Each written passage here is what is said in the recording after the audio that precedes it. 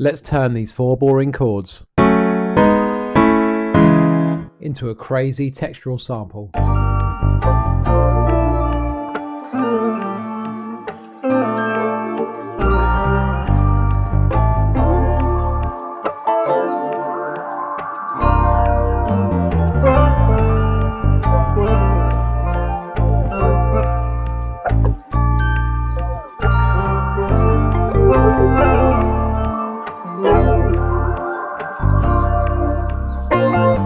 So yeah guys, this sample came out crazy and I'm going to break it down piece by piece from my thought process to the theory to some crazy techniques that you can apply in your own samples, and I promise you're going to learn something in this one, so stay tuned to the very end to capture all the sauce. We're in the key of E major today. So essentially these 8 bars are made up of 2 progressions. The first progression is just a 2, 3, 4 and the next progression is just a 2, 3, 6.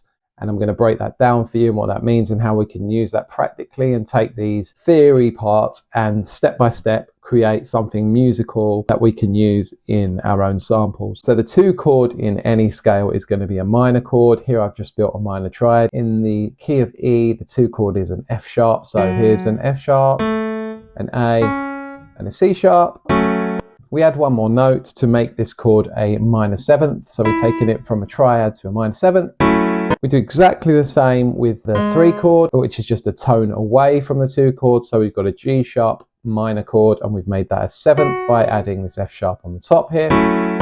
And our 3rd chord is the 4 chord. Now the 4 chord in any major scale is going to be a major chord. This is an A major chord. We have a simple A triad with an A C sharp, and an E. We add this note, which is a G sharp, and we get an A major 7th chord. Now with these 3 chords you can do a ton of stuff. You try these chords on different sounds, you vary up the rhythm, you maybe change the inversions by like just moving some of these notes around. Watch this, if we just take these top notes, we move them. Already we've got an interesting sound there just by moving those notes around. And the last chord in the progression here, which looks like it's miles away from these chords, is a C sharp minor, which is just the 6th chord in E. We've got a C sharp, we've got a E, and we've got a G sharp. Now what do you notice? Some of these notes are the same here as in these other chords. So what if we just move them around like this? This is actually the minor 7th, which is now in the middle of the chord, and we'll just unmute that. That's a B note. This chord, you can see, looks very similar to this chord. It's just when we put in a C sharp in the bass, you're going to really hear that minor characteristic come out. And we can like take out any of these notes that we see fit. There's no rules here. That's why I say once you know this theory, then you can kind of mess about with it and do your own thing and create your own individual unique ideas. Guys, if you're feeling this, go follow me on Instagram. My handle is right here, and cop some of my free mini kits. A link for one of them is in the description of this video. You got bass midis in there, you got a little mixing cheat sheet in there. So yeah, hit me up. I'd love to hear from you and hear what you're working on. To take this a step further, I suggest we look at the rhythms that I played these chords in and the actual inversions and the way that I structured these chords in the sample itself. So pulled the MIDI from the sample, and this is the first 4 bars of the section. We've got our 2 chord, our 3 chord, and our 4 chord, and here's what I did with it.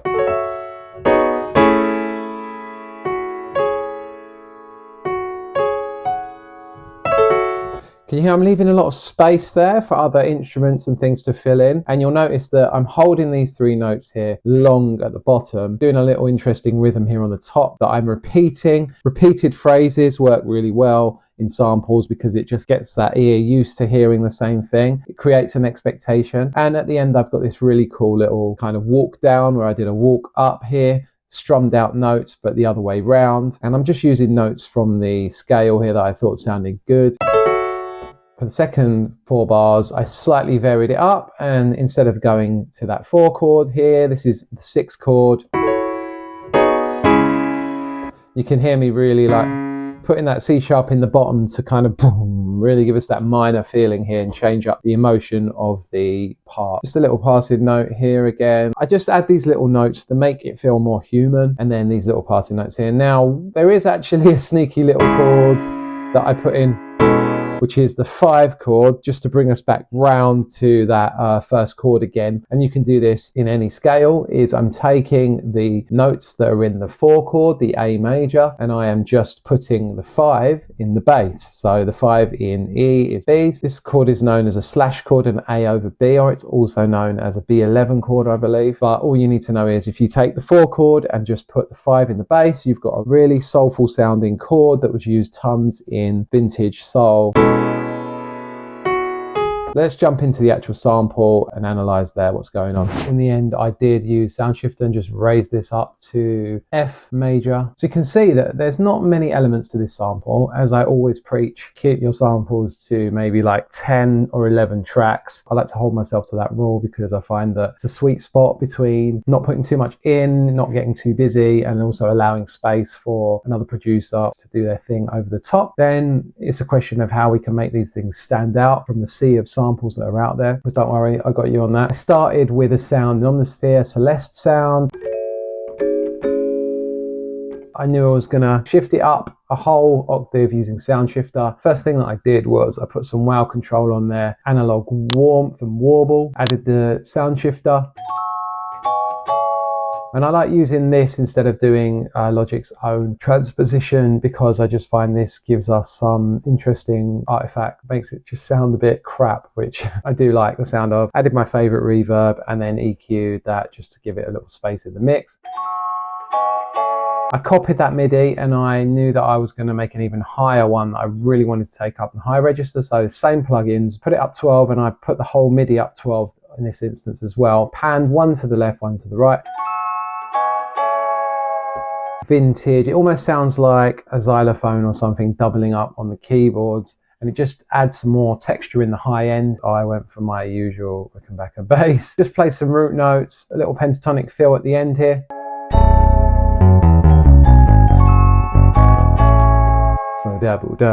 Just how a bass player would naturally play this. I always like to keep my bass lines quite hooky, but also as if a real bass player is playing them. What can set your samples apart is when you start to add in organic audio elements, whether that be you singing into a voice note or even guitar. And I would encourage you, even if you don't have a guitar, to just get a cheap guitar, work out some notes that you think sound good and just record them on your phone, send them into your DAW. You don't need to know like any kind of chord theory and stuff, although that's always a good thing. To get something organic into your samples that is not just soft synths and VSTs that everyone has. I was just playing little licks around and chords in different parts of the guitar, complemented the synths I had in.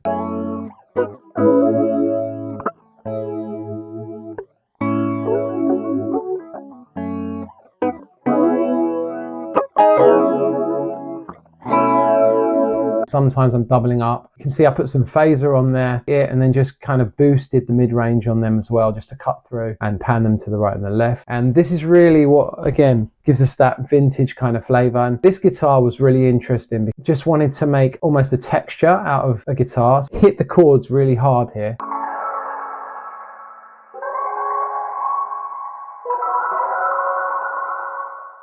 An Echo Boy on this octave chopper preset. It almost sounds like a Therme pedal. Phaser, good old Rev Spring, and then I really like EQ'd them almost like a telephone EQ. And as that comes in with everything else,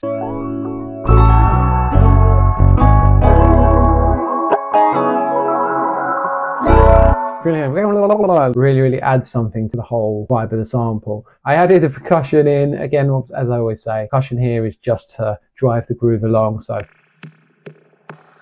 these like sounds I just love to use that are like wood blocks, wood taps, because it just sounds very organic and very real. I put a filter on that percussion that's just playing that again to give it some movement and just a little bit different, a little bit unique. I did a soundscape from Louis, my guy. Again, it's just in the key of the sample, and I'm always saying like add a textural bed that has some kind of tone to it.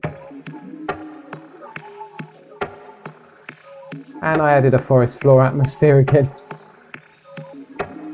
That alone is just a vibe, and then whatever goes on top of it, just gonna add so much sauce. And I sung some terrible vocals into my phone.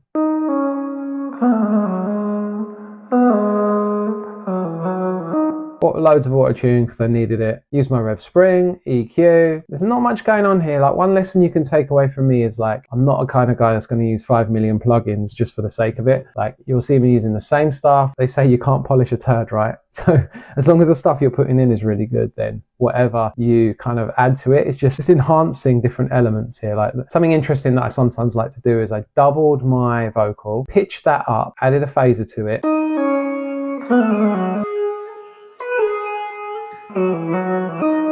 Try and pick that out if you can.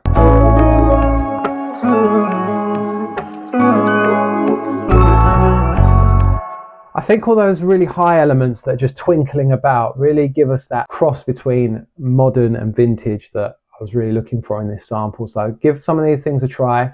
Let me know how you get on. I'd love to hear what you've been working on. And if you got something out of this video, click the video in the top left right now for some more source.